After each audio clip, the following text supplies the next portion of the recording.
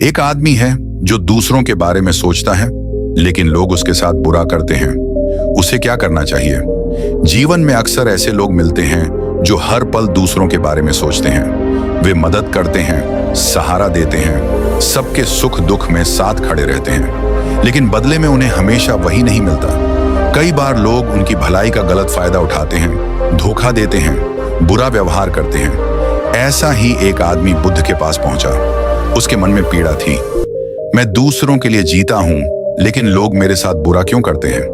वह व्यक्ति बुद्ध के चरणों में बैठा और बोला, भगवान, मैं हमेशा दूसरों की भलाई करता हूं। जब कोई मुश्किल में होता है तो मैं पहले मदद करता हूं। अगर किसी को सहारे की जरूरत हो तो मैं बिना सोचे समझे खड़ा हो जाता हूं। लेकिन जब मेरी बारी आती है तो वही लोग मेरे साथ बुरा कर जाते हैं। वे मुझे नीचा दिखाते हैं, धोखा देते हैं। अब मेरे मन में सवाल है, क्या मुझे लोगों की मदद करना बंद कर देना चाहिए? बुद्ध शांत स्वर में बोले, भाई, अपनी पीड़ा सुनाने से पहले यह सोचो, क्या तुम भलाई इस उम्मीद से करते हो कि लोग भी तुम्हारे साथ भलाई करेंगे? आदमी थोड़ा चुप हुआ और बोला, हाँ भगवान, मैं यही उम्मीद करता हूं कि जैसे मैं सबके लिए अच्छा करता हूं, वैसे ही लोग भी मेरे लिए अच्छा करेंगे। बुद्ध ने मुस्कुराते हुए कहा, यही तुम्हारे दुख का कारण है। बुद्ध ने एक कथा सुनाई। एक पेड़ है जो हर आने जाने वाले को छाया देता है। वह यह नहीं देखता कि उसके नीचे बैठने वाला अमीर है या गरीब, मित्र है या शत्रु। यहां तक कि जो लोग उसे कुल्हाड़ी से काटने आते हैं, उन्हें भी वह अपनी लकड़ी देता है। लेकिन क्या कभी उस पेड़ ने यह शिकायत की कि लोग मेरे साथ बुरा करते हैं? नहीं, क्योंकि उसकी प्रकृति ही देना है। उसकी पहचान ही छाया और फल बांटना है। बुद्ध ने उस आदमी को देखा और बोले, अगर तुम्हारी प्रकृति भलाई करना है तो यह मत सोचो कि लोग तुम्हारे साथ कैसा व्यवहार करते हैं। तुम वह करो जो तुम्हें सही लगता है। दूसरों की बुराई तुम्हारी भलाई को छोटा नहीं कर सकती। आदमी बोला, लेकिन भगवान, जब लोग मेरे साथ गलत करते हैं तो मन में गुस्सा आता है। लगता है कि अब किसी की मदद न करूं। आखिर मैं भी इंसान हूं, मेरे भी भावनाएं हैं। बुद्ध ने धीरे धीरे कहा, गुस्सा आग की तरह है। अगर तुम इसे पकड़ोगे तो सबसे पहले ये तुम्हें ही जलाएगा। तुम्हें यह समझना होगा कि लोग जैसा करते हैं वह उनकी प्रवृत्ति का परिणाम है। अगर वे गलत करते हैं तो उसका फल भी उन्हें ही मिलेगा। तुम्हें उनके कर्मों से क्यों दुखी होना है? बुद्ध ने उदाहरण दिया, मान लो कोई तुम्हें अपमानित करने आया। वह तुम्हें बुरे शब्द कहता है। अब सोचो, अगर तुम उस अपमान को स्वीकार नहीं करते तो वह किसके पास रहेगा?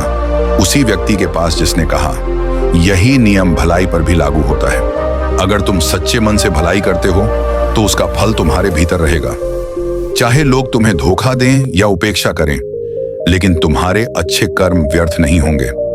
वे तुम्हारे व्यक्तित्व की शक्ति बनेंगे। आदमी की आंखों से आंसू बहने लगे। उसने कहा, भगवान, मैं अब समझ गया कि मेरी गलती कहाँ थी। मैं मदद तो करता था, लेकिन भीतर से बदले में अच्छा व्यवहार पाने की उम्मीद रखता था, और जब लोग वैसा नहीं करते थे तो मैं टूट जाता था।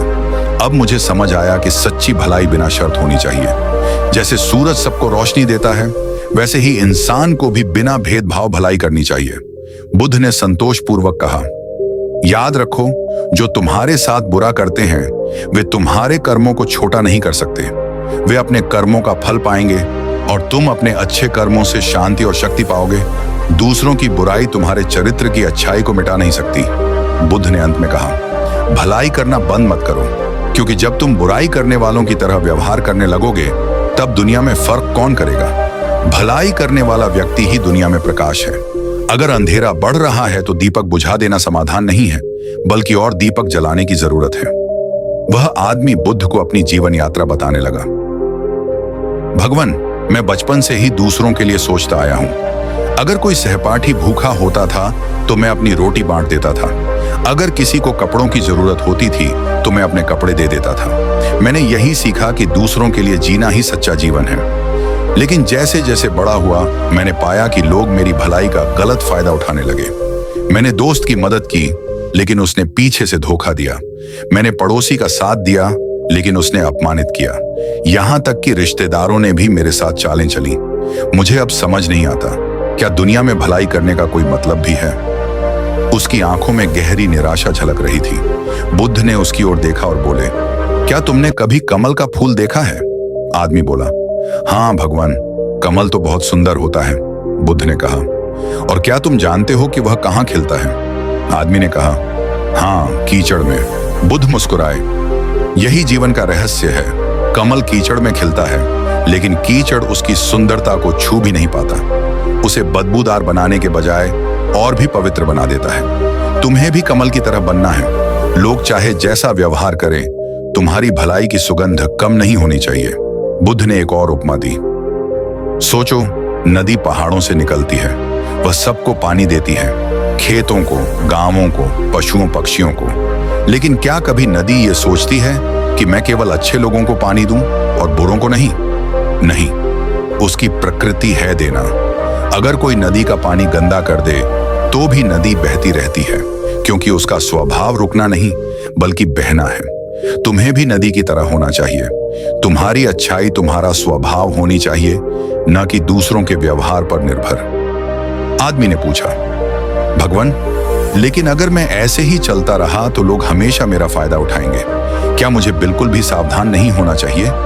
बुद्ध ने गंभीर स्वर में कहा, सावधान रहना और भलाई करना अलग अलग बातें हैं। सावधान रहना बुद्धिमानी है।